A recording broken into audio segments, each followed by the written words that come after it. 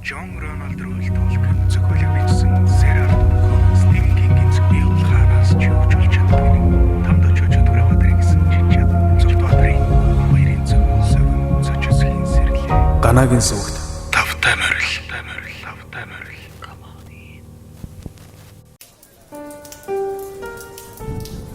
Сэр Артур Конан Дойл, Шерлок Холмс. Баскервиллийн удмыг хэлмэгдүүлсэн нохой.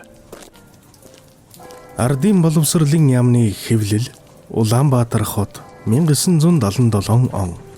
Орос хэлнээс орчуулсан С. Даштондов. Хэвлэлийн редактор Ц. Сандаг.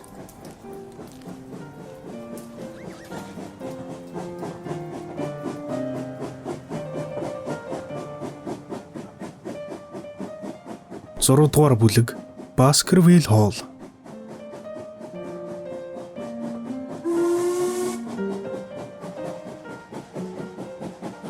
Бид хурдлан давхсаар газар хороож явхад сэтгэлд нэн таатай байлаа. Би аян замын нөхдөд ажигланхан доктор Мортимерийн Спаниэл нохойтой наадаж явлаа.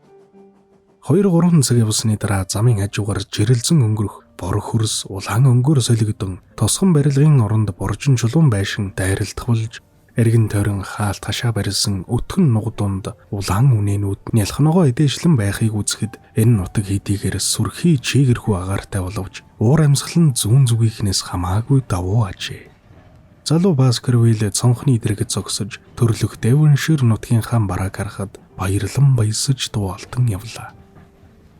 Доктор Ватсон, би эндээс явсан цагаас хойш мөн ч олон газар явж үзлээ. Гэхдээ энэ орон нутгийг юутайч зүүрлэхийн арга алга да гэж тэр хэлв.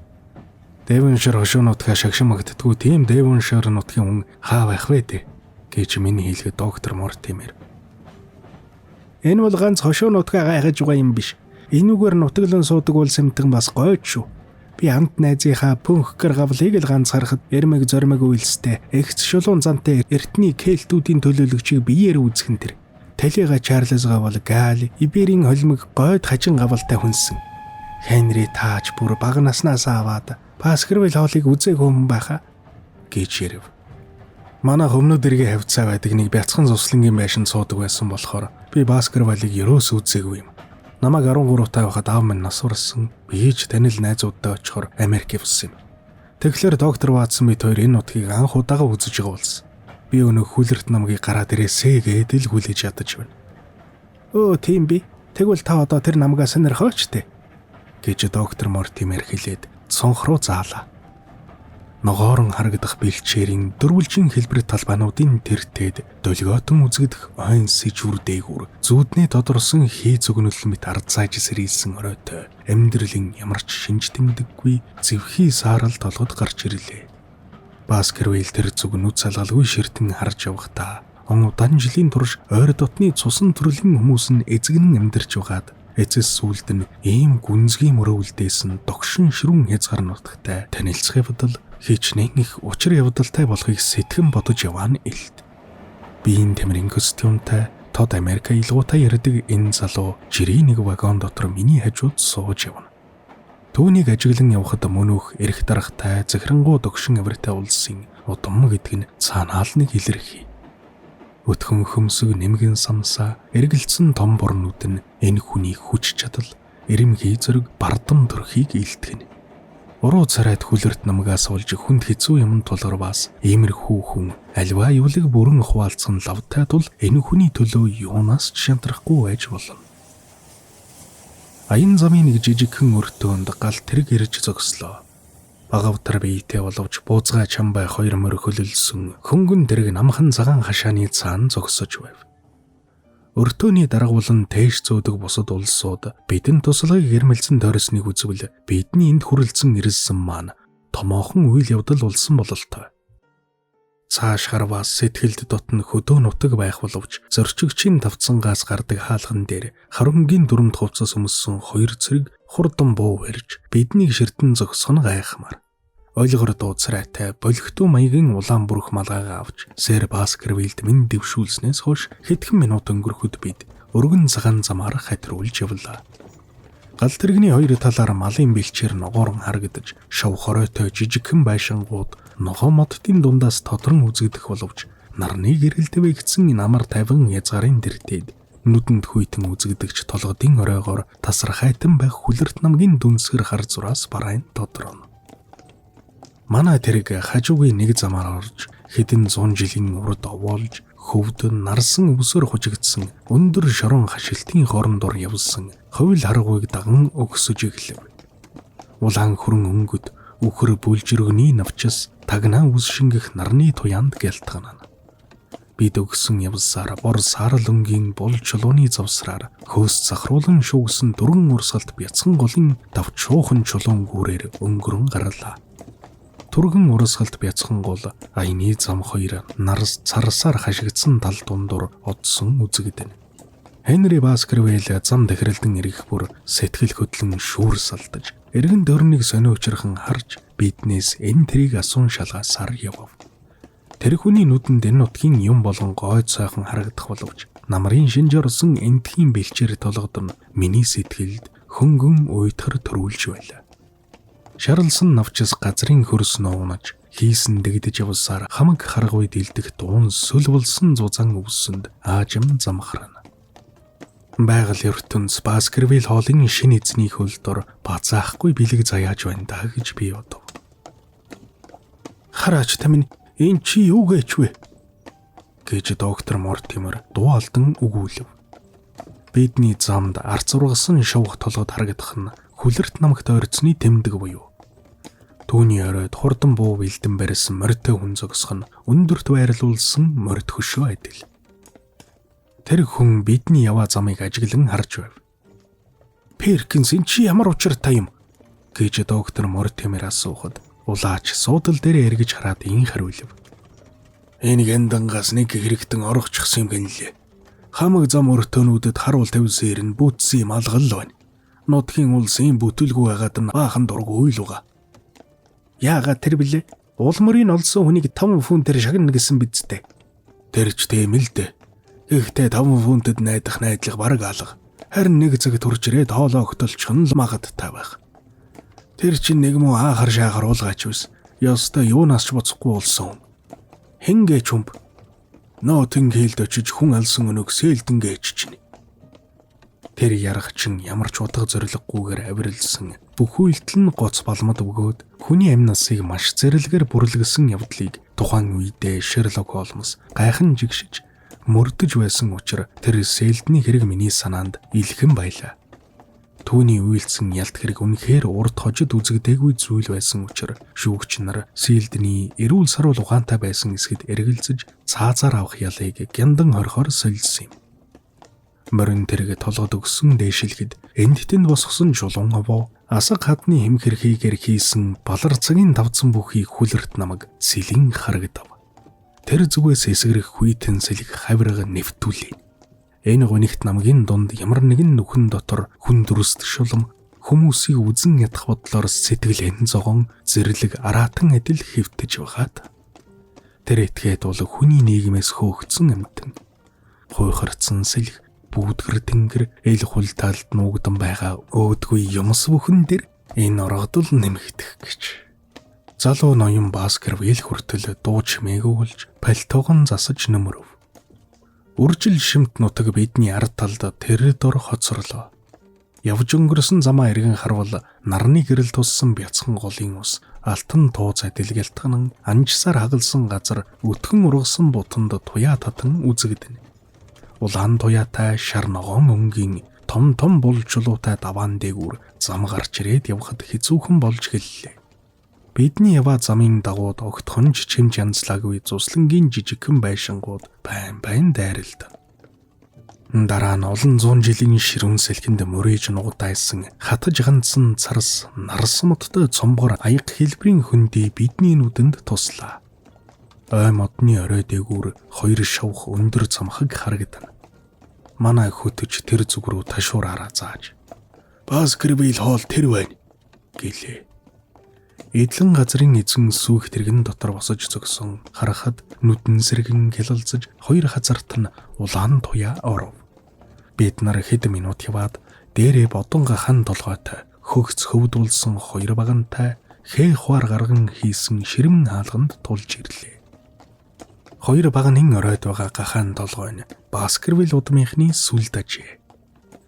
Болж муудан нуруу модон ил гарчихсан манаачин жижиг чулуун байшингийн дэргэд цоошин атлаа дуусаагүй нэгэн барилга байгаа нь Чарльз Хойн өмнөд Африкаас авчирсан буян хишгийн төрөвчин ажээ. Хаалганаас дотогш хоёр гинэ болон ургасан өвгөн моддын мөчөр бидний дээгүүр хоорондоо орооцолдон гэрэл хааж бүдэг болгоно.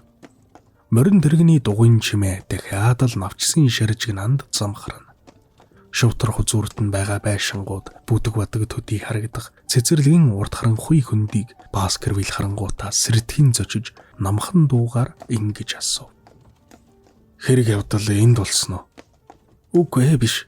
Нөгөө талд байгаа улаан модод цэцэрлэг дотор болсон юм. Өв залгамжлагч залуу эргэн тойрныг эгд дүүцэн ажиглаж ах минь иймэрхүү газар амьдарч суухдаа аль нэгэн цагт гай зовлон нүрлэнэ гэж ёрлож байсанд гайхах юм алга. Энд чинь хинч гэсэн аймаар газар байна. За гайгүй. Хагас жил болж амжааг байхад би энэ рүү чинь цагилгаа оруулаад ирнэ. Тэгэхэд ёстой 51-дэхгүй өөр болно доо. Үүдэндээ мянган лааны Эдисон Сваниж чийдэн асааж болно гэв. Бид цэцэрлэгийн цаад талд байх өргөн зүлийг тойрч байшинд тулж ирлээ. Үдшийн бүрийд байшингийн нүүрэн тал тавцсан хоёрыг л ялгаж харлаа. Цонх болон сүлдний хүрээнээс бусад бүх зүйл орон өвсөөр хэрэгжсэн буудлагын байрны ангорхоо бүхий хуучин цагийн шаталсан хоёр цамхаг байшингийн энэ хэсэг дээр сүндэрлэнэ. Түүний баруун талд хожим сүлд хар гантхаар хийсэн хоёр жигүүр холбогджээ. Олон давхар хөндлөн жаацтай цонхоор нэвт гарсан бүдэг гэрэл зүлгэн дээр тусаж өндөр яндантай шувх дэврийн дээгүр харуутаа суунаглана. Хенри та тавтаа морилно. Баскервиллд тавтаа сайхан морилно. Сарвчтай тагтны сүүдэрээс гарч ирсэн өндөр хүн хаалгыг онгойлголоо. Байшингийн үүдний гэрэлд нэг эмэгтэй гарч ирэв. Тэрвэр бас биднийг тосон ирж хайрцаг сав буулгахад нөгөө хүнд туслав. Сэр Хенри, би ингээд шууд тарих уу та. Эхнэр маань хүлээж байгаа гэж доктор Мортимер хэлв. Та үлдэж бидэнтэй хоолунд идэхгүй мө? Тун горгүй. Ажилч дийлдэхэ байсан байх. Уг нь би өөрөө танд байшин дор таяа үзүүлгсэн гэвч Бэримор үнийг сайн чадна уу? Надаас ч ил байх баяртай. Би танд хизээл хэрэгтэй болно өдөр шөнөгүй зовлгүй хүн явуулаарай. Морин дэргэний чимээ цэцэрлэгийн гүн дотор алгуурхан замхарч том хаалга бидний араас чанга хаагтав. Бидний орж ирсэн хоол маань өндөр том таацтай, хэнцэр гоё, зайтай тэнгэр бөгөөд гүжир том зарсан нуруу мод нь удаж харанхуйтэй болжээ. Амандаа ширмэн дортой хуучин цагийн ханан зууханд шатаж байгаа модны чимээ тасснаас хийнэ. Уртаийн зам туулсан Хенригва бид хоёр жихүүцэн эгд үүсэж галд гараа ээцгээлээ. Дараа нь тэр байшингийн царс модонхээ өнгөнгийн шил тавьсан өндөр зуун цонх люстрийн бүдэг гэрэлд бараг бүрэг харагдах сүлд угын толгой зэргийг сонирхон үзэцгээлээ. Тэгээд Хенригва би энэ бүхнийг яг л ийм байгаа даа гэж бодож явсан юм. Ястай нэг өвөг дээдсийн голом төмөн байгаа биз? Манай дээдэс маань энэ байшинд 500 жилийн турш үе үеэрэн сууж байсныг бодоход мөнч хачна. Ингэж дурсан бодохдоо сэтгэл аяндаа сэрхэх юм гэлээ. Түүний хөрслөг борцрайд идэр залуугийн хэмэр зулбоо илхэн. Хенри Баскервилл люстрээс туссан дугуй гэрэлд багтан зогссон тул түүний урт сүудрүүд ханан дээгүүр тусаж уламаар ташиж налан явсаар эгц дээр нь бөөгнөрчээ. Бэримор бидний хайрцаг савыг тасалгаануудад зөөж оруулсныхаа дараа эргэж ирээд ёсыг сайтар мэдих зарцын хувьд бидний хажууд ирж хүндэлсэн байдлаар толгойм хийв. Бэримор бол өндөр нуруутай, сэтгэл нийцтэй, цайвар цагаан царайд нь харшилсан өтгөн хар сагалтай төглөг байрын эр юм. Хоол авчрахыг тушаахсан болов уу? Бэлэн болсон юм уу? Одоохон бэлэн болно. Та нарын өрөө тасалгаанд тал уус бэлэн байгаа. Шинэ горим журмын үед олон хүн хэрэгтэй болох биз. Тэгэхээр эхнэр бид хоёр ихэн үедээ ингэс хийгээд байвал маш хэд баярлах болно. Юун шинэ горим журм билээ? Ингэж л хэлэх гэсэн юм аа. Чарльзгаа бол ганцаар дул маягаар амьдардаг байсан болохоор бид хоёр үйлчлээ дөнгө хөдөл байдаг байсан. Харин та бол нэлээд дөрвтойхоо амьдрах биз. Тэгэхээр шинэ байдлаар янзлах байлгүй дээ. Тэгэхээр та их нэртэйгээ оюулаа хаалгадъя гэж байгаа юм биз дээ. Энэ нь танд ямар нэгэн тохиромжгүй байдал төрүүлэхгүй бол тийм санаатай. Таны хэд үеийн өвөг дээдэс чинь Баскервилл Холлд амьдарч байсан улс шүү дээ. Анхныхаа алхмаас эхлээд дээр цагийн холбоо сүлбээ тасрахыг би тун хүсээгүй юмсан. Энэ бол эхнэр бит хоёрт ч бас л амаргүй хэрэг. Гэвч үннийг хэлэхэд бит хоёр Чарлз Вайд айхавтар дассан байсан болохоор нас барснаас нь хойш одоо болтол сэхээ авч чадаагүй л байна. Энд байгаад байна гэхэд бид нарт хэцүү байгаа. Бид нар Баскервилл Холлд хуучин байдгаар аваач нэг л чадахгүй байна. Та тэгээд яа гэж бодож байна? Би тэр их биш ажил төрөл янзалж дөнгөх болов уу гэж ордож байна. Чарлз Вай маань бит хоёрт бас өгөөмөр ивэлээ хүртээсэн. Одоо та өөрөө тасалгаануудыг үзэж болгоно уу? Хуучин цагийн энэ хоолын 2 дугаар давхар дахь 2 хайс бүхий өрөөгөөр 2 суман шат гарсан байв. Тэндээс байшингийн 2 булан хүрсэн урт хөнгөл байлаа. Унтлагын бүх өрөөний хаалга энэ хөнгөл рүү харжээ. Миний унтлагын өрөө Баскервиллийн унтлагын өрөөтэй нэг жигүүрт бараг өөдөөдөөсөө харсан хаалганд таарч. Энэ өрөө тасалгаанууд нь бүхэл байшингийн төвийн хэсгийг бодвол бузгай орчин үеийн маягтай гадна тодонхтой заасаар доторлож олон лаа зэрэг зүүлэн асаасан нь анх Баскервилл Холлд ирэхэд төрсөн эвгүй сэтгэлдлийг овоо заслаа. Доод давхрын хоолны өрөөний баргаар эвгүй байдал аргагүй гайхмаар. Энэ бол доод тэрэгмийн хүмүүсийн совол зөхөх хэсгээс ганц гიშгэм шатаар заглан өндөрлсөн тавцсан дээр эзний ширээ тавьсан нарийн урт тасалгаа юм. Өрөөний нөгөө үзүүрт министрелийн байр байна. Бидний толгой дээр тэр холвоога мундаг том гулдмаануудын цаана утаа дордог болсон тааз үзэгдэнэ. Эрт дээр цагийн нарган зингээний дүл манал зулсан бамбар хэнцэрдэгжин омголон догшин хөөр наадам энэ өрөөний ёозгүй байдлыг зөөлрүүлдэг байсан байж магадгүй боловч харангийн ховцос өмссөн 2 ир ганцхан дэнлүүний бүдэг гэрэлд хүүрнэн суухад хэлсэн үг хүртэл аяндаа сааралтан бүдгэрэх тул ая зангарч гисэн тааруухан байх нь арга байж. Хатан хаан Элизабетийн үеэс эхлээд Регенстийн хэнцэр үеийг дуустлах хугацааны янз бүрийн ховцос өмссөн өвгдээдсэн олон зураг байшингийн ханнаас биднийг ширтэн дүлий дүмбэд харах нь бүрчаайггүй. Энд аятайхан хүүрнэн ярих яриач үсэж өгөхгүй байсан тул бид хоёр хоолундаа идэж дууссаны дараа бильярдын өрөөнд тамхи татах гэж очиход сая сэтгэл тэнэг шиг болов. Энэ бол бузгай орчин үеийн байдалтай өрөө байлаа. Энэ орчны байдал төрөх дотор хүн баярламар зүйл даан жалга. Энэ бүхэн дасаж олдгол баг. Гэвч одоохондоо над тун аягүй байна. Ах маань цор ганцаараа ийм байшинд амьдарч суухдаа бүхэнд итгэн нэгэн зөв юм. За яах вэ? Одоо ингэж харцгаая. Өглөө болоход тийм ачин эвгүй юм шиг санагдахгүй айжч магад гэж Хенри Гуай хэлв. Би унтахаар хэвтгэхийн өмнө цонхны өшгийг онгойлгож харав. Хэдийгээр ядарч туйлдсан боловч нойр хүрэх янзгүй унтгсан гэдэл баахан тийжилж хэвтлээ. Хаан юм нилээн хол нэг газар 15 минут болоод л цагийн цохилт сонсогдохоос өөр энэ байшингийн доторх илхүл нам хүмийг алдагдуулах зүйл огт алга. Бүр шүндөл болсон хойно барим тавин чимээ миний чихийг дэлдэв. Аргагүй л зүрх сэтгэлэн шимширсэн эмэгтэй хүн ихэр татан уйлж байгаа дуун мөн. Би орон дээр үндийн суугаад чих тавин жагансан чинь уйлах чимээ тун ойрхон чухамдаа энэ байшингийн дотор гарч байна. Дахин хагас цаг хүлээзэнсэн боловч цаг зөхөх чимээ байшингийн ханыг бүргсэн орон өвсний шаржигнахаас өөр юу ч олж сонссонгүй өнгөрөв. Илүү олон сонирхолтой хууч яриа болон бусад контентуудыг үзхийг хүсвэл Ганагийн сүвийг subscribe хийж хажууд нь байгаа хонхыг дарж идэвхжүүлснээр бичлэг орох бүрд танд цаг алдалгүй notification-ээр мэдэгдэл очих болно. Баярлалаа. 7 дугаар бүлэг Мэри Пит Хауст суудаг Степлтныхан. Баскервилл Холлд анх танилцсны дараа бид хоёрт үлдсэн эвгүй сэтгэлдлийг шинэ өдрийн өглөөний өнгөж явхаа бүрэн арилгаж чадлаа. Хенри Гуай бид хоёрыг цайгаа уухаар суух үед өнгөнгийн шилэр хийсэн сүлднүүдтэй нарийн цонхоор орсон нарны хурц гэрэл шалан дээр тусаж олон өнгийн туяа цацруулна. Өрөө тасалгааны царсан хөвөөнүүд алтан шаргал нарны гэрэлд хүрлийн өнгөөр гялтганаж өчигдөр оройхон энэ тасалгаа бид бүхэнд тийм гуниг төрүүлсэн гэж бодоход үнэмших аргагүй байлаа. Байшингаас болсон хэрэг биш хаа. Бидний өөрсдийн л буруу юм шиг байна. Замдаа ядарч даарч ирсэн болохоор юм болгон л бараач харагц зэрэг. Тэгээд шөндөө сайхан амарч хоноод айтай тавтай байгаа болохоор эргэн тойронч цэнгүүн сайхан болсон байна.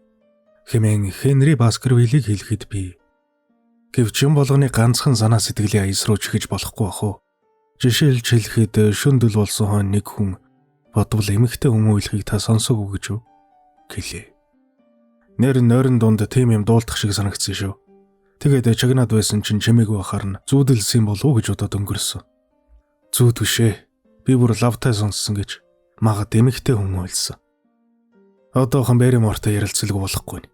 Гээд сэр Хенри гоо хонхоо дарж зарцыг дуудан ирүүлээд учрын явдлыг асуув. Эзний тавьсан асуултыг сонссон зарцын тэргүй зонхгор царай улам зайх шиг санагдлаа. Түүний хариулсан нь Хенри гоо минь энэ байшинд ердөө хоёрхан эмэгтэй хүн бий. Нэг нь савгаагч хүүхэн. Байшингийн нөгөө жигүүр дунддаг юм. Нөгөө нь манай эхнэр шин ердөө ч үүлээгүй гэлээ. Өглөө цай уусны дараа хонголд явж байгаад тун сайн гэрэл гэгээтэй газар Берримор авхатай тулгарчихлаа. Тэр бол уруулаажин биетэл зуусан гүжирмэг царайтай, төлөв дөлгөөн байдалтай, өндөр нуруутай бүсгүй байв. Харин түүний зөвхөн хавдаж нүдэн час улаан болсон байхыг бодоход Берримор бидэнд худал хэлсэн байж таарах нь. Аргагүй л энэ бүсгүй уйлсан хэрэг түүнийг эр нөхөр нь мдээгүй гэж яах нь чадах вүлээ. Гэвч худал хэлснийг нь амархан илрүүлчихэж болоход л илтимэн дээр мэлцэж үзэж байх юм. Яагаад тэрв? Энэ эмэгтэй яагаад тэгтлээ шаналн уйлах болов? Өтхөн харсагалтай, цайвар цагаан царайтай төг төлөв байдлын энэ хүнд бусдаас нуун далдлах өөдгүй нэгэн зүйл байх мэт. Тэр Чарльз Ван биеийг хамгийн түрүүнд олсон учраас өвгөн Баскервиллийн эцэс улсан байдал нөхцөлийг ганц түүний үгээр л бид мэдэж байгаа. Regent Street удамжинд морин дэргэнд суужсан явсан хүн чинь Берримор байлаа гэж юу? Ямар ч л байсан яг л ийм сагал зугалцаад далдарсан та. Тэр тэрэгний хөтөж дунд зэргийн нуруутай хүн явсан гэж ярьж байсан. Энэ дүрсэн ч байж болох. Би үнэн байдлыг яаж олж тогтоох вэ? Урт л болгож Гримпен дэх шуудангийн конторын дарагтай уулзаж бидний явуулсан цэглэн утсыг яг Берриморын гард өгсөн эсийг мэдэх хэрэгтэй байв. Яг гардуулж өгсөн өгөөгүй аялан боловч Шерлок Холмст мэдээлэх зүйлтэй боллоо. Өглөөний цай уусны дараа Хенри гоо бижиг данстайгаа танилцаж гэлсэн тул би юу ч хийсэн болохоор завдтай байлаа. Намгийн зах дагсан ая тайхан замаар Арвад мод хэртэй явж доожомуутай бяцхан тосгонд ил гарч ирвэл бусдаасаа арай давуу хоёр байшин харагдана. Түүний нэг нь зочид буудал, нөгөө нь доктор Мортимерийн байшин ажээ. Бас эндхийн Монголгийн эзнэр ажилдаг шуудангийн конторын дарга нь бидний явуулсан цэглэн утсыг мартаагүй гэж. Түүний өгүүлэх нь тэгэлгүй явах вэ? Би зааврын дагууд нь Берримор гоод гардуулж өгсөн. Хэн аваачиж өгсөн? Миний хүү аваачсан. Алуу Джеймс, чи тэр цэглэн утсыг Баскервилл хоолд аваачиж Берримор гоод өгсөн биз дээ. Тэгсэн аваа. Чи яг өөрт нь өгсөн үү гэж би асуув. Үгүй, Берримор гоо байшин дээр юм хийжсэн. Тэгээд эхнэрт нь өгсөн. Тэр дорн өгчгнө гэж эхнэр нь хэлсэн. Берримор гоог чи өөрөө харсан юм уу? Хараагүй. Тэр чинь байшин дээр байсан юм чи. Чи өөрөө нүдээр үзээгүй юм бол түүнийг тэнд байгааг нь яаж мэдсэн? Ингэж хэлтэл конторын дарга игдүүцсэн бололтой. Нөхрөө хаанаагааг эхнэр нь мэдэх ёстой үсттэй. Бид цэглэн утсыг хөргөж өгөх нь өгсөн. Харин ямар нэгэн эндүрэл гарсан бол Берримор гоо өөрөө гомдол нэхэл биз гэлээ. Цаашдаа асууж шалгаагаад нэмэргүй нь илт боловч холомсын овжин арга юунд ч хүргэсэнгүй учраас Берримор Лондонд очсон эсийг мэдэх аргагүй болсон байлаа. Лондон орсон болог. Тэрвэр Чарльз Гойг амьдах цагт нь эцсийн удаа харсан хүн бас түүний өв залгамжлагчийг Лондонд хүрэлцэн ирэхийнхэнд хамгийн эхлээд мөрдөн утсан хүн болог. Тэгвэл энэ маань юу гэсэн үг болох вэ? Берримор хэн нэгэн хүний заалтар хөдөлж байна уу? Эсвэл өөрөө зохиосон овжин хор төлөвлөгөөтэй хүн мөн үү?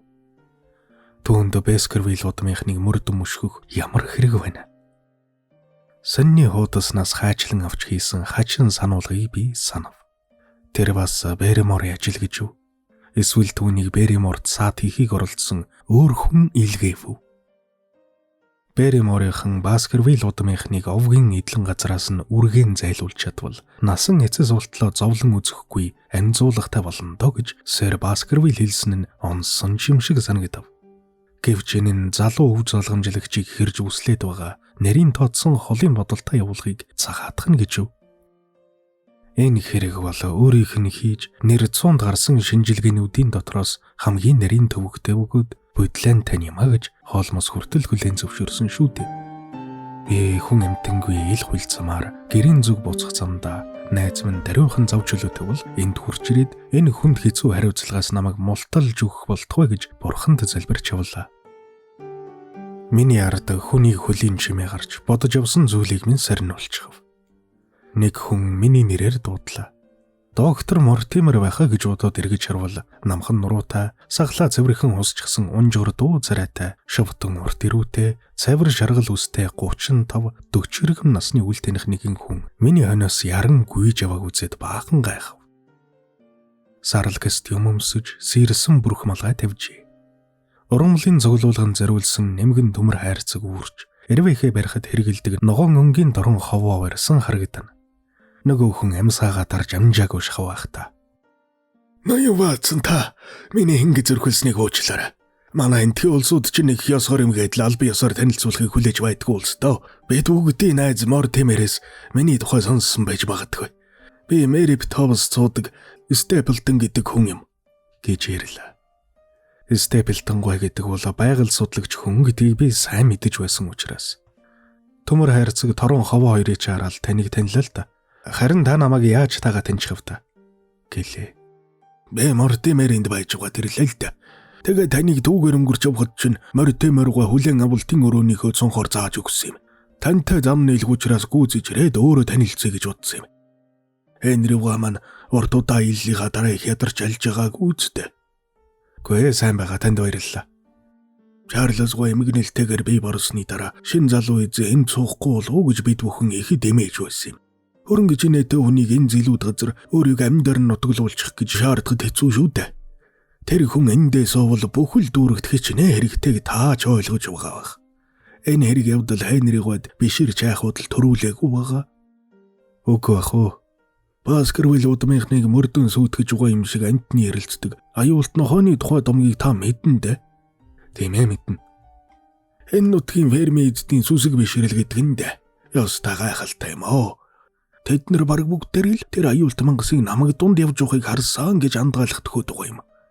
Энэ домог Чарльз гон оюун санааг гүйцэд эзэмдэж явсаар байгаад ийм эмгэнэлтэй төгсгөд хөргөж гэлээ л дээ. Гэх зэрэгээр Степлтон энэ эмсгэлэн ярих боловч хэлсэн ярьсан зүйлдээ тун яхуур хандаж байгаа нь илэрхий байв. Ер нь яагаад ийм юм болов? Хүний ухаан санаа туйлдаа тулж хад байгаа цагт нүдэнд үзэгдсэн ямар ч нохоо байлаа гэсэн хууч хөвчтэй зүрхэнд нь үхтэл нөлөөлөн шүү дээ. Чарльз гоо тэр орой улаамад ургасан зам дээр нэрнж нэг нохоо шиг амтэн явж байгааг харсан байх гэж би дотроос боддог юм. Би тэр өвгөнд их хайртай. Бас тэгээд өвчин эмгэгтэйг нь мэддэг байсан болохоор ямар нэгэн гайзавлан тохиолдно гэж бодоод байсан юм. Түүний зүрхний өвчтэй байсныг та яаж мэдсэн? Миний найз Мортимер хэлсэн. Тэгэхээр ямар нэг нохой Чарльз гоо борохоор нь айсандаа өгсөн гэж та бодож байгаа юм шиг дээ.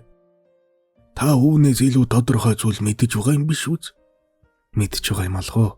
Би тодорхой дүгнэлт хийж арай амжаагүй байна. Шерлок Холмс гоо юу гэж байна?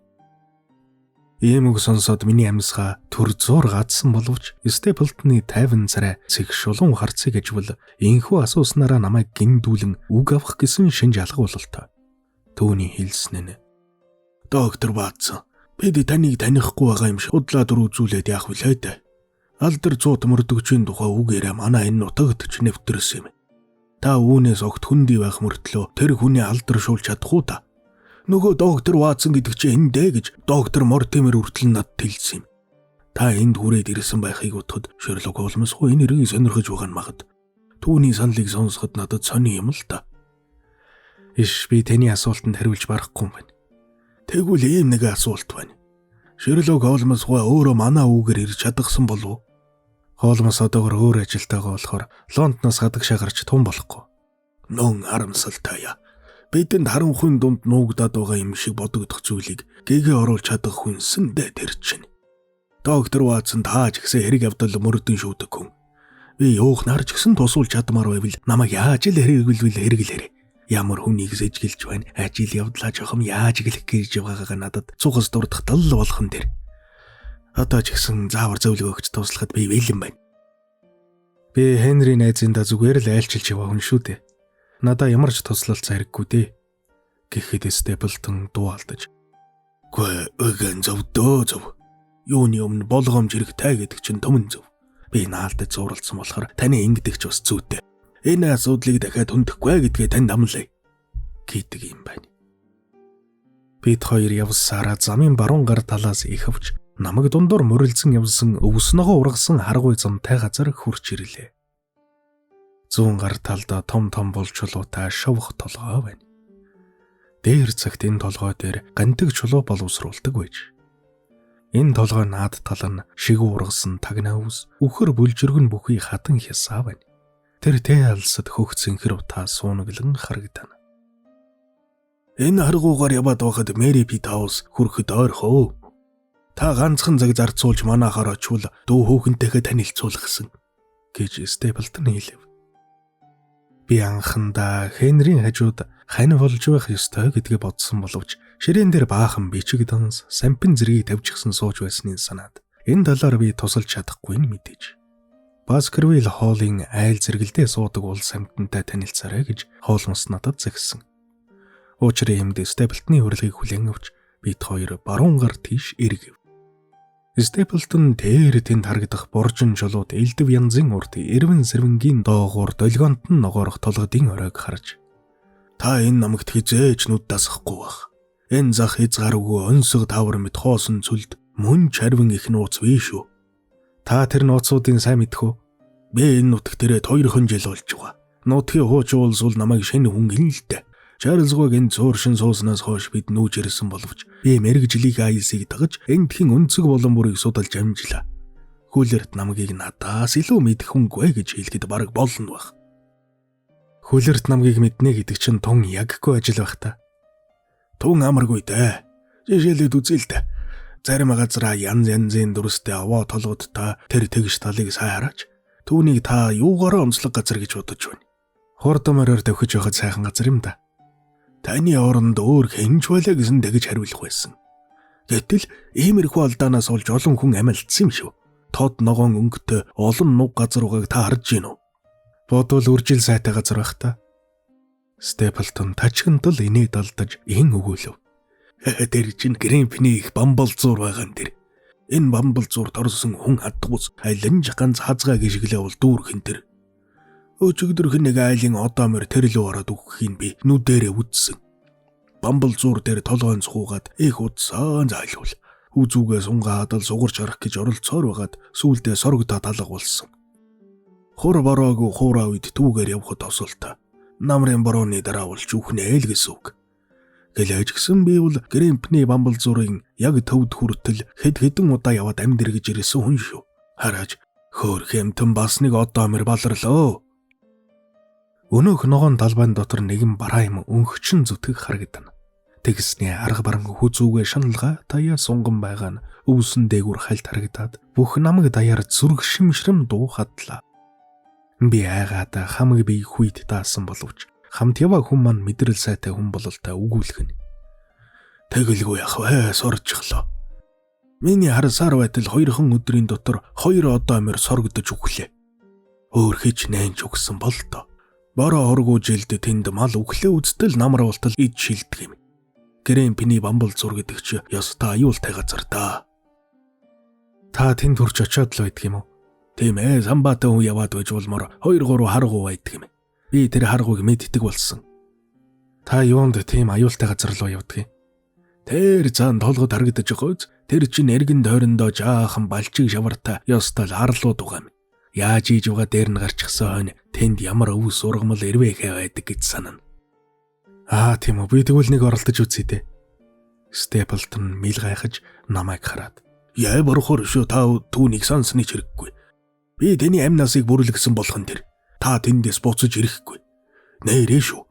Би зам тэмдэглэсэн нарийн системтэй учраас л явж чаддаг юм. Байцнараа энэ юу вэ? Гэж би асуув.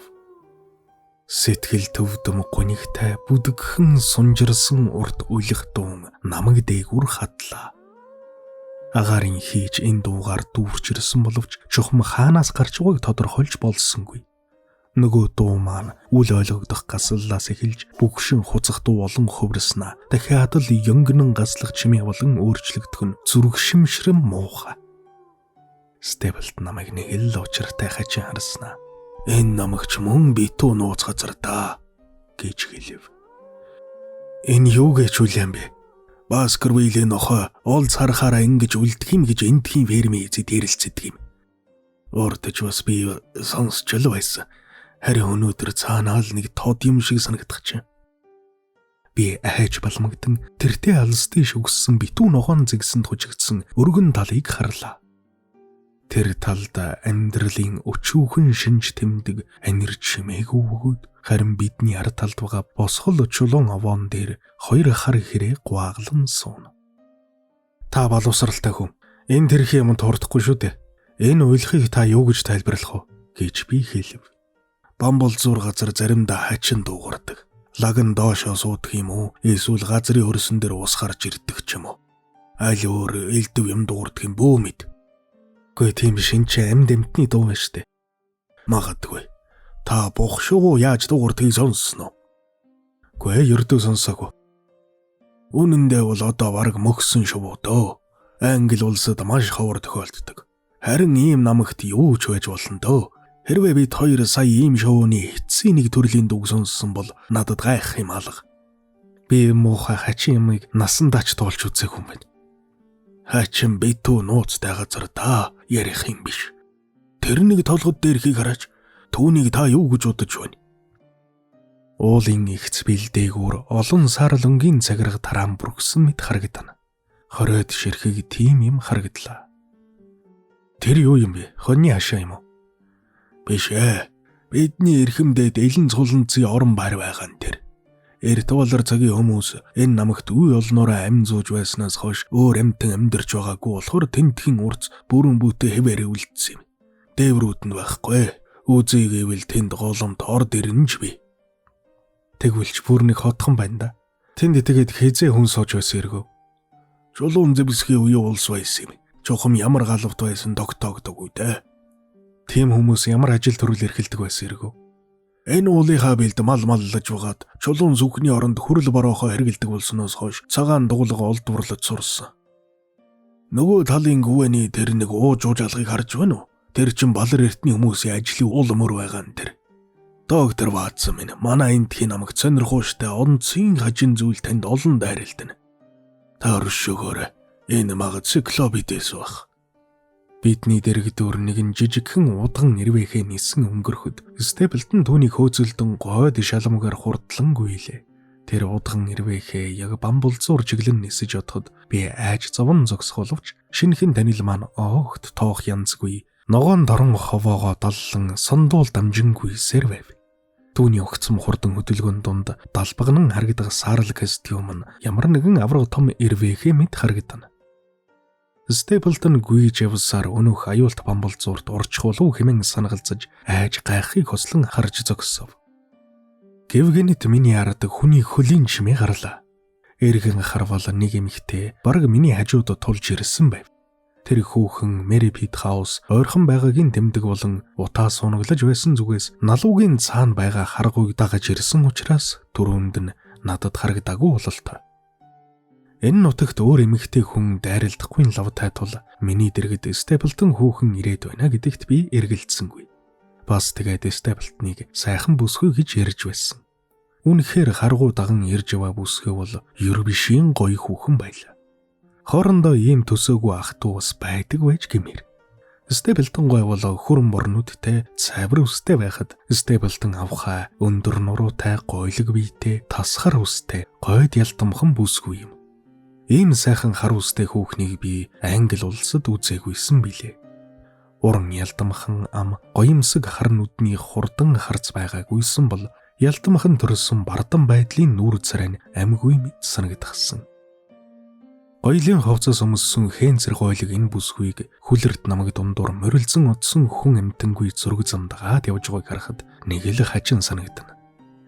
Яг намайг эргэж харах энэ үед нөгөө бүсгүй Степлтныг ширтэн харж байсан боловч төдхөн шаламгаалж алгасаар миний дэргэд тулж ирлээ. Би ямар учраас энд ирээд байгаагаа тайлбарлахыг завдан малгайгаа автал тэр бүсгүйн хэлсэн үг миний санаа бодлыг шалуур замаар эргүүлчихлээ. Тэр та эндээс яваач бушуухан Лондон орооч гэсэн юм. Би даруй дуугарахын оронд мэл гайхаж цэл хөхрөн тэр хүүхнийг ширтэв. Хүүхэн нүдэ гэлэлзуулан өрөөсөн хөлөөрөө газар дэвслэн. Би явж яах юм бэ? Хүүхэн намхан дуугаар шулганан яарч. Надаас элдв юм бити асуу. Би гуйж байна. Та миний зөвлөгөөг сонсооч дээ. Та бушуух яв. Тэгээд энэ намгаар дахиж бүү үзэгдэрэй. Би чинь дөнгөж ирээд байгаа хүн шүү дээ. Та чи яасан хүн юм бэ? Сайн санааны үднэс хэлж байгааг минь ойлгохгүй байна гэж үү? Лондон хот руу яваач дээ. Бүр өнөөдрийн дотор та энд байж болохгүй.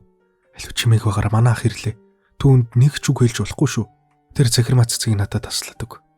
Манай энд цахирмаа цэцэг их ургадаг юм л та. Та жаахан оройтож ирсэн байна. Намар тийш өнгө алдаа тэрдэг юм. Степлтон удган ирвэхээ хөөхөө болоод минь чи жуулаажчихсан буцаад ирлээ. Бэрэл чи хүрээд ирээ юу? Хэмээн хэлж байгааг үзэхэд төдийл дотн мэдчилгээ биш шиг санагдав. Джек та яасын халууцав? Би нэг сайхан удган ирвэхээ хөөж яваад ирлээ. Намар орой болсон хойно тэр болгон таарлах хэд биш дээ. Барьж авч чаддгүй мөн тусгүй юм боллоо. Степлтон гойд анхаарсан янзгүй тайван байдлаар ярих зураа бяцхан бор нүдэрээ дүү хүүхэн бид хоёрыг ээлжлэн харна. Та хоёр танилцаж амжсан байхаа. Амжсан. Одоо цахирмаа цэцэг хатаж эхэлж байгаа үед манай эндх намгийн үзэсгэлэн сонирхох цаг оройтчээ гэж Хенри гойд би хэлж ярьж явлаа. Юу гинэ? Чи энэ хүний хэн гэж бодож байгаа юм? Сэр Хенри Баскервилл. Үгүй биш. Надад тийм өндөр хэрэгэм өргөмжилж хэрэггүй. Би ердөө л Хенрийн танил найз доктор Ватсон гэдэг хүн гэж намайг хэлэхэд хүүхний ухаалаг царайд харамслын тэмдэг тодорхойд ирлээ. Бид хоёр нэгээ сайн ойлгоогүй байж тээ гэж тэр хэлэв. Степлтон дүү хүүхний цоортол ширдсэн чигээрээ яриад элгэх цагч баг байсан л та гэв. Би доктор Ватсоныг манай айл хөршийн хүн гэж бодож Ватсон гоч захирмаа цэцэг цэцэглэж байгаа юу үгүй юу гэдгийг л сонирхгүй байх хэвээр. Ингээд та Мерипит хаус орж манайхаар очихгүй мó? Бид хэдхэн минутын дараа бүүдгэр уйтгартай байдалтай нэг фермд хурж ирлээ. Энэ нь дээр үед ямар нэгэн чинээлэг малчны орон сууц байснаа сүүлд орчин үеийн хэлбэрт оруулан тохинулсан байшин бололтой. Эндхийн намагт байдаг хатанга тажирхан модтой бяцхан цэцэрлэг тэр фермийн эргэн тойронд байна. Энэ нутаг цаана хаалны гунигтай. Би тэнд үүд онгойлгож өгсөн үрчлээ болсон царайтай тардагтаа тулсан сүртүгтэл өмссөн зарц өгөнж энэ бүхэндээ яг таарчээ. Харин өрөө тасалгаанууд нь цэлгэр зайтай цэвэрхэн сайхан засалтайг үзээд ихэд гайхав. Ингэж гоё засаж янзалсан нь Степлтны дүү хүүхний ажил буйзаа. Загас ижүүрн бүдэг бадаг үзэгдэх тэртээ хөндөй хүртэл цэлийсэн боржин болж чулуутай намгийг цонхоор харахад энэ боловсралтай хүн түүний ганган бүсгүй дүү хоёр энэ зилүүд нутагт юу хийж яваан болтоо гэсэн бодол аяндаа төрөв. Степлтон миний бодсон зүйлийг мэдсэн мэд. Бид хачин газар нутгалахаар шилж явсан байгаа биз?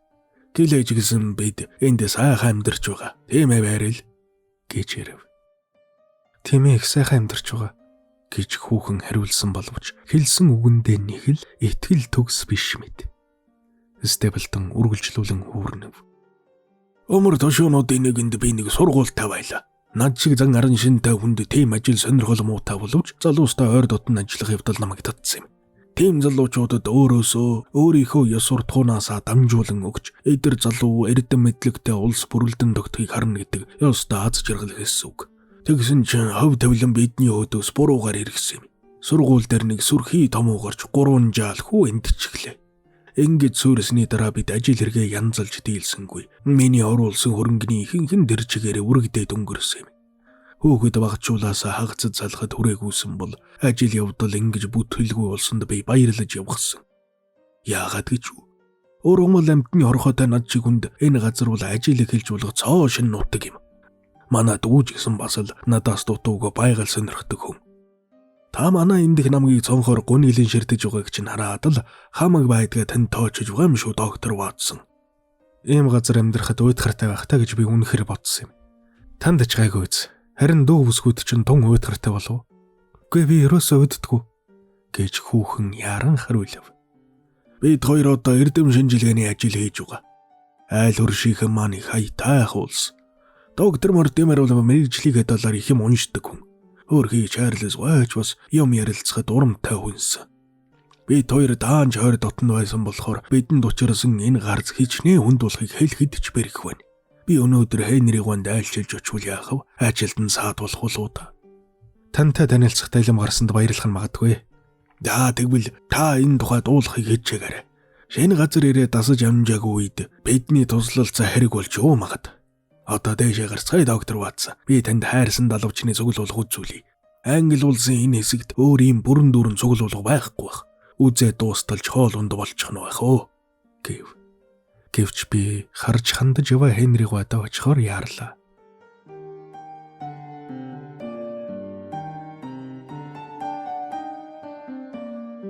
Элхүүл намагт хөөрхий тэр нэг одоомор ам үргэцсэн. Учир нь үл олдох, үлэх дууг, Баскервиллийн удмынхны домогтой уялдуулан бодоход арга буюу сэтгэлийн гуниг төрнө. Ийм бүрэг бараг сэтгэлийн шимшрэл дээр гүн гүнзгий учир шалтгаантай огт эргэлзэл төрөхгүй болтол лавшруулан хэлсэн Степлтон хүүхний үг бас нэмэгдээд ирлээ. Намайг хоолцоо идээд явахыг хичнээн гуйсан боловч би өнөө харгуугаад гаад гэртээ буцав. Гэтэл зам нийлж амжаагүй явтал Степлтон хүүхэн миний дөрөнд гарчихсан байхаар бодоход бас өөр дөт харгуу зам байдаг бололтой. Степлтон хүүхний хоёр хазарт улбар ягаан туяа суусан нь уламж үзэсгэлэн төгс харагдах бөгөөд хоёр гараараа цээжээ даран амьс хаадчихсан замын дэргэд чулуун дээр сууж байв. Түүний өгүүлэх нь доктор Ватсон, танаас урдах гэж дандаа гүүгээд ирлээ. Малгай өмсгөөч мартчихаж би удаж болохгүй. Миний эзгүй байхыг ах мэдчихнэ. Таныг Хенри гой гэж том эндүрсэндээ уучлалт гуйх гэж явна. Миний ярьсан хэлсэн бүх зүйлийг бүгдийг мартчихаарай. Энэ бүхэн танд огт хамаагүй юм шүү. Гэвэл үүнийг би мартаж яахан болох вүлээ, Степлтон авхаа минь. Миний анд найз Хенри хувь тавилан надад шууд хамаатай. Та түүнийг заавал Лондон руу явуулах гэж зүтгэдэг учир юу вэ гэж асуувал. Доктор Ватсон, энэ бол бүсгүй хүний учир нь олддог аашил байхгүй юу та? Намайг хэлсэн үг үйл ажиллагаагаа тэр болгон тайлбарлаж чаддаггүй хүн гэдгийг ойр дотн танилцаад ирэхдээ та аяндаа ойлгох болно. Үгүй тийм биш ээ. Дууны чи өнгө ихэд бухимдан твдсэнийг илчилж байсан. Нүдний чинь харцыг ч санаж байна. Степлтон авхатан надаа нин үгүй ярьчихач би гоё. Миний эргэн тойрон дээлдэв хий үзэгдэл бөөгнөрөд угааг дөнгөж энд ирэнгүүтээ мэдсэн юм.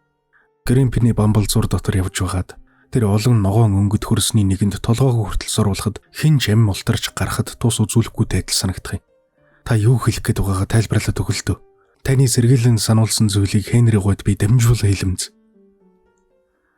Степлтон хүүхэн яах учраа олохгүй хэсэг зур тэнэгэлзэж ядан байснаа санаашуулуудан ингэж хариулв. Доктор Ватсон, та миний хэлсэн үгийг дэндүү том юмд бодоод байна. Чарльз гой хүч ах бит хоёрыг айхавдар твдүүлсэн. Чарльз гой танаа байшин хүрдэг энэ харгуу замаар зугаалж явах дуртай байсан болохоор бид зөндөө уулздаг байсан. Баскервилл удмынханд дарамт болсоор ирсэн захиасны тухай домог Чарльз гойн зүрхэнд шигдэж явсаар түүний болгоомжлын эмээсэн зүйл үндэсгүй зүйл биш байжээ гэдгийг би ойлгосон юм. Одоо Чарльз гойн өвөг залгамжлагч энд хүрээд ирэхээр санаа зовж тулгарсан аюул занлын тухай дуулах нь зүйтэй юм даа л гэж бодсон юм. Ердөөл нь өөр хэлэх гэсэн юм алга. Энэ аюул занал чухам юунд оршиж байгаа гэж та бодож байна? Нохооны тухай домгийг та мэдхүү. Би тэр дэми ярианд огт итгэхгүй байна. Би бол итгэдэг.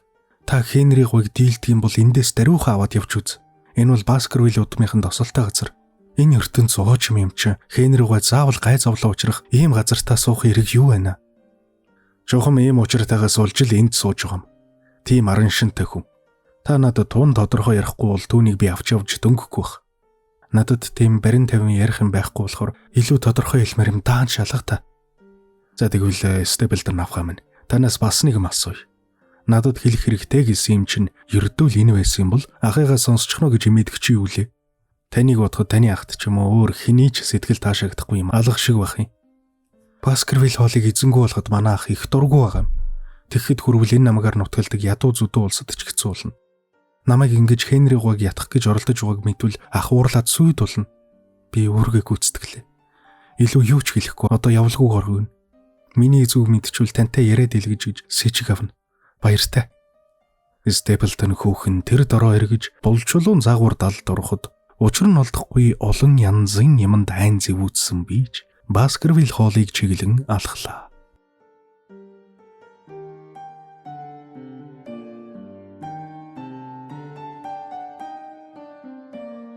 Та яг одоо Ганагийн сувгтай хамт байна.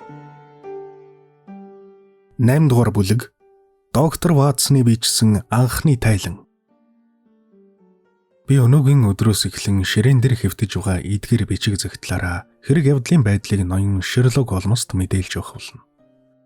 Өргөдөж үгүй болсон ганц хуудаснаас бусдаа бүхэлдээ хадгалагдсан үлдсэн эдгээр бичиг загтлууд нь миний санаа сэтгэлээс арилж хараахан чадаагүй байгаа тэр эмгэнэлт өдрүүдийн үед надад төрсөн элдв янзын сэжиг янз бүрийн бодол санааг цээжээрээ ярьж өгснөөс давуу сайн дамжуулах нь магадгүй за.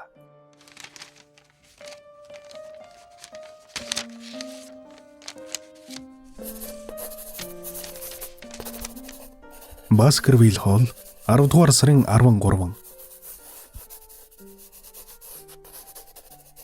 Эрхэм Холмс.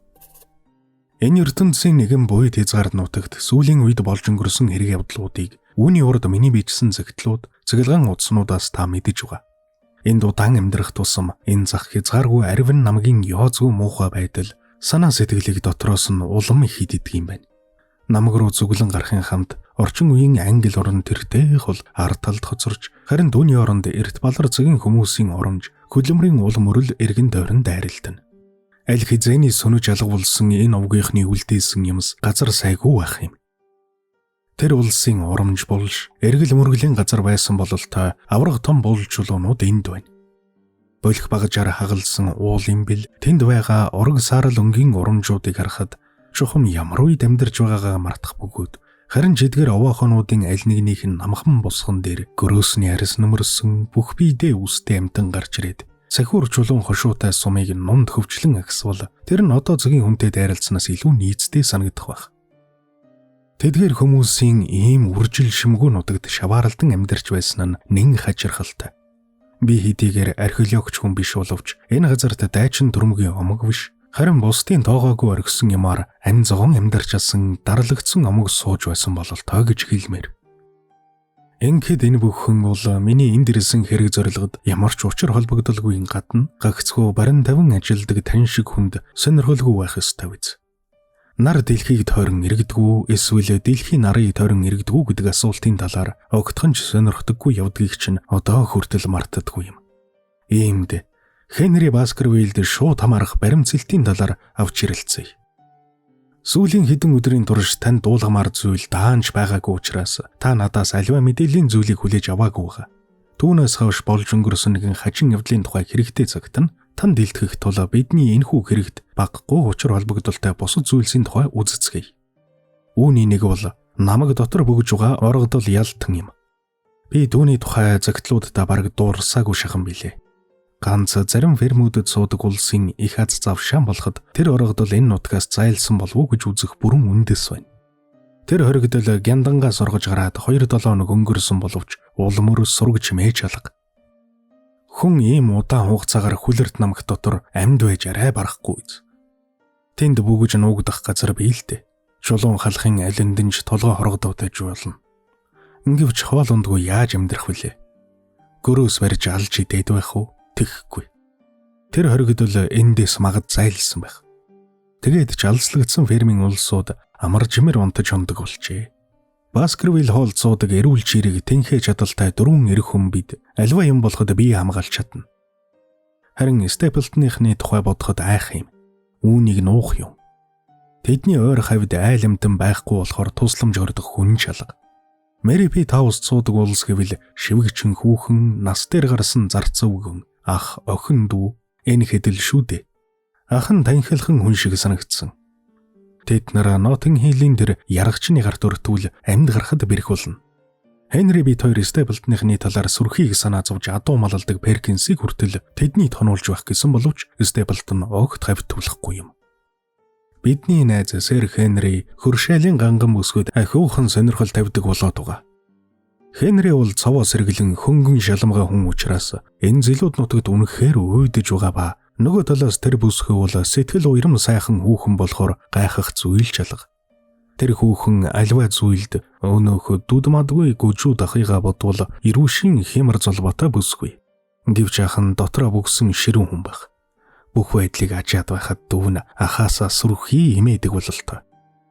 Дүү хүүхэн нь юм ярьж байхдаа ахыгаа сайшаа жугаа эсгийг ажсан харцаар харж байх нь надад олон удаа дайралтлаа. Бодвол хоорондоо эв түнжинтэй л байдаг байгаад. Степлтоны эргэлзэнүүд дантаан жимиж байдаг нэмгэн уруул зэрэг нь цэг шул унаар барахгүй догшин ширүүн зантай хүн гэдгийг илтгэж байгаа биз. Ямар ч байлаа гэсэн энэ байгаль судлагч бол сонирхолтой итгэхэд юм. Танд бол сонирхох юм байгаа л байх. Степлтон тэр өдөртөө Хенрийн дайлчлан ирж маргааш өглөө замаа алдсан Хьюгогийн тухай домогтой холбогдсон газар биднийг дагуулж байжлаа. Бид намгийн гүнд нилээд хитэн мод газар нэвтэрч бяцхан хөндөд очиж цоолоо. Энэ хөндийн өлхөөгүй муухай байдал нь аяндаа тийм домог дөрүүлж ийд булмар газар. Гялтанан харагдах босгол чулуун овоонуудын хоорондох жижиг завсрыг дагаж явсаар намгийн өвсөр хужигдсан хэсэгхэн нуг руу гарцгаалаа. Энэ нугын голд байгаа дээд талаараа шувтан хэлбэртэй нүсэр том хоёр чулуун ямар нэгэн аюулт мангасын соёо мэд санагдана.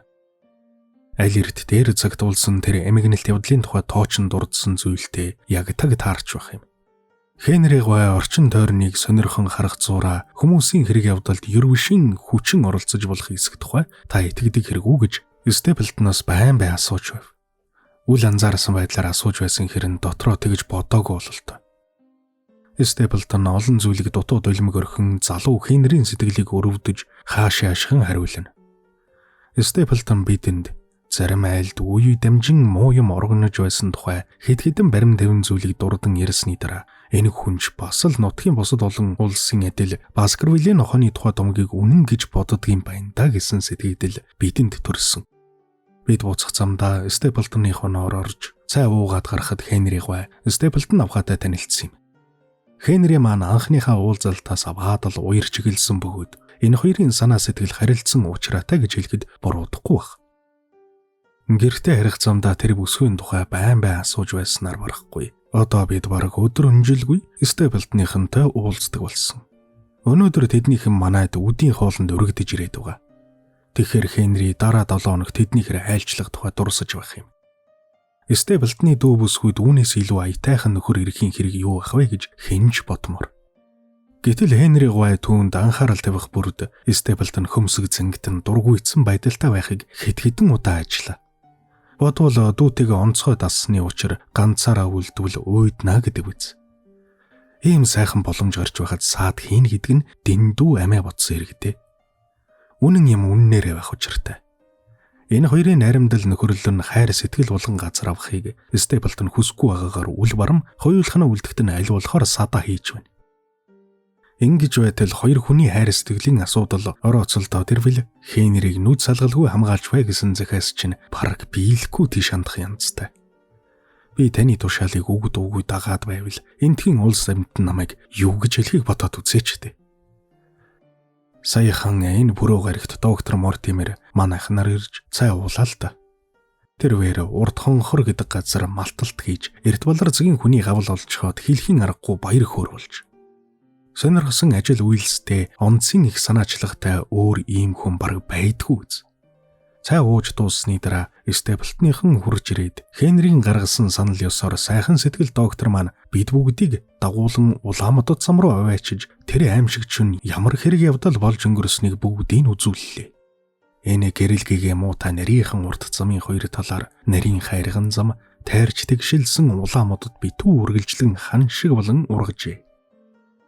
Цэцэрлэгийн шавтрах үзүүрт эвдэрч хэмхэрсэн амарч суугт байр бий.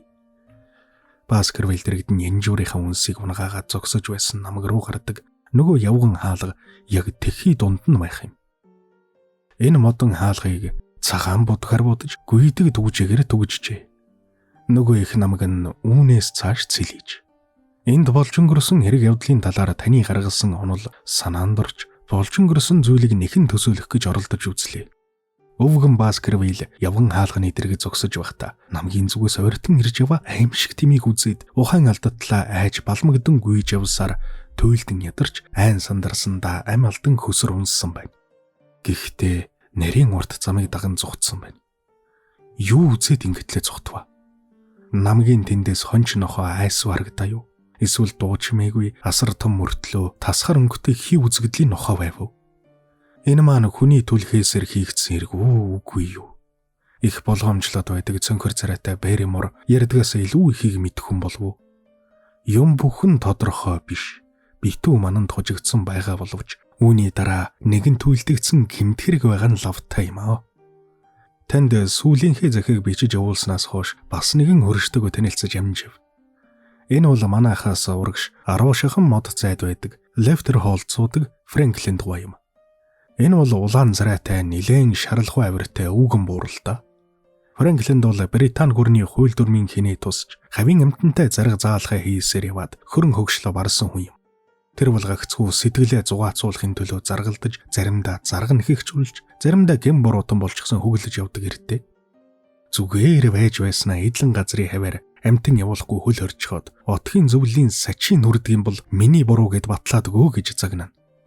Энэ үгээр чинь айл эрт урд цагаас аваад нэвт гардаг замтай байсан юм а гэж тавхиад айлын хашааны хаалга өвдөж хайчхаад бусдын эдлэн газрын хил язгаар зөрчлөөгээд шүүхээр яваад заргал дараа гэж дөвчгнэх юм. Хуучин цагийн нийгмийн хууль зүйн эрхүүдийг цээжэр мэддэг мэдлэгээ зарим үед зэрэгэлдээ байдаг Фреворси тосгоны эрх ашигын төлөө түүнийг сургуулин хэрэгэлдэг болохоор тэр тосгоныхан заримдаа мистер Фрэнклин дугайг годамжаар хөндлөн өргөмжилж явдаг бол заримдаа түүний дүрсээр сорзалж байдаг байна.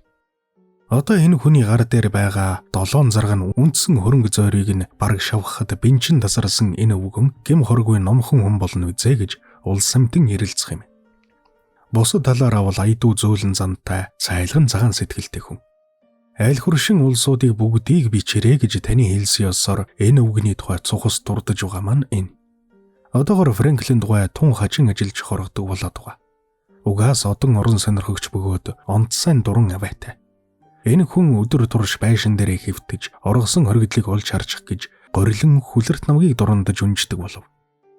Хэрвээ Фрэнклин дугай үндсэн ирч чадлаа зөвхөн энэ ажилдаа зориулаад ивэл юутай сайн билээ. Гэтэл хүмүүсийн ярианаас үзэхэд ойр төрлийн улсын зөвшөөрөл авалгүйгээр булшмалтлаа гэж доктор Мортимерийг хариуцлагад татуулахыг санаархаж байгаа бололтой. Урд хонхрын булшиг малтахад олдсон эрт балар цагийн хүний гавлын ясны тухай яригдж байгааг та таамаглаж байгаа байх. Ингэж Фрэнклин дугай бидний үед хэрэг жаахан хөнгөлж өгч байна. Одоо үед энэ маань бидэнд ёстой хэрэгтэй зүйл шүү.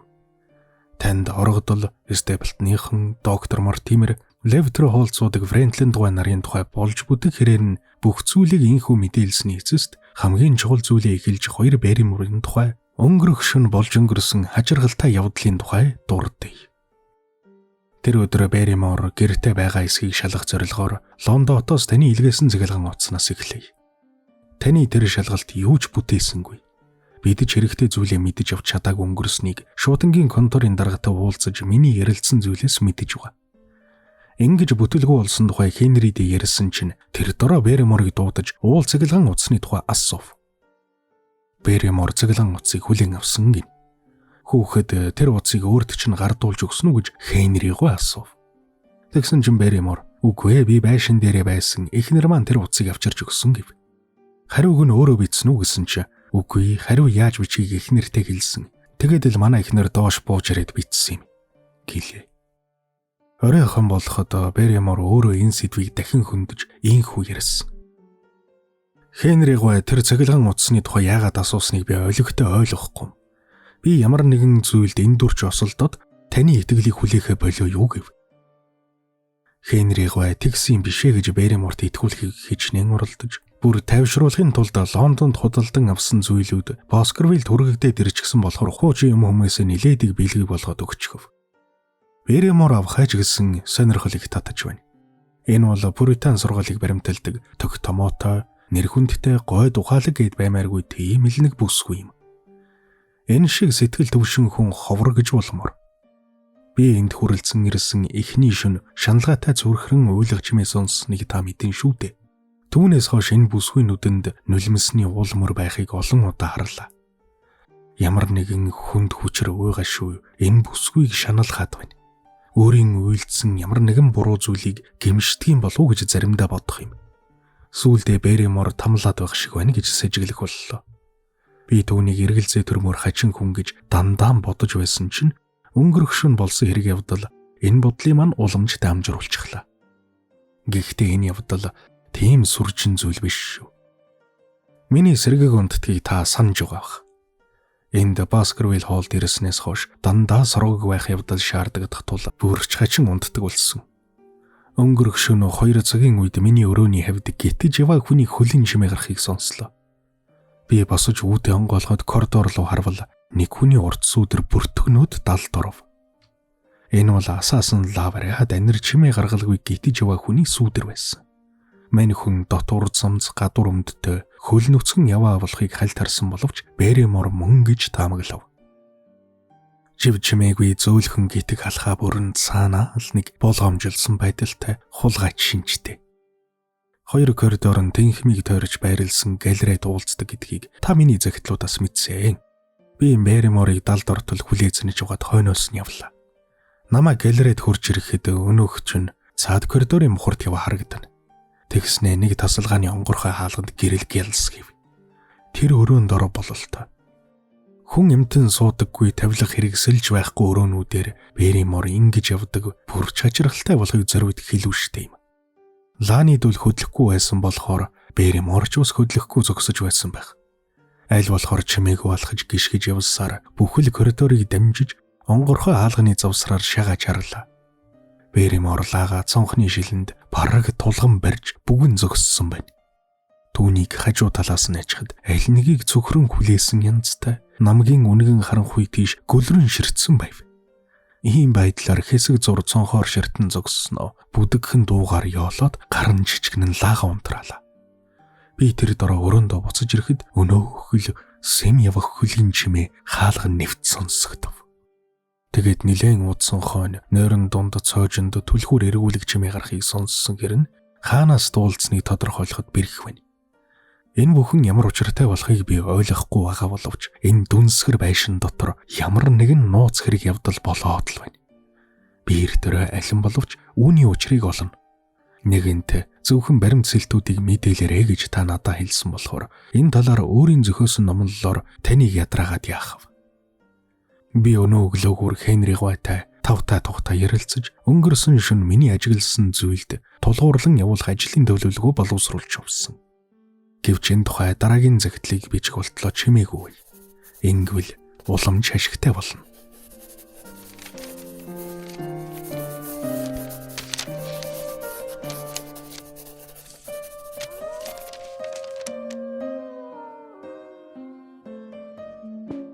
Миний оруулж буй бичлэгүүдийг цагаалдалгүй, алгасалгүй үзхийг хүсвэл subscribe дарж, хажууд нь байгаа хонхыг дарж идэвхжүүлээрэй.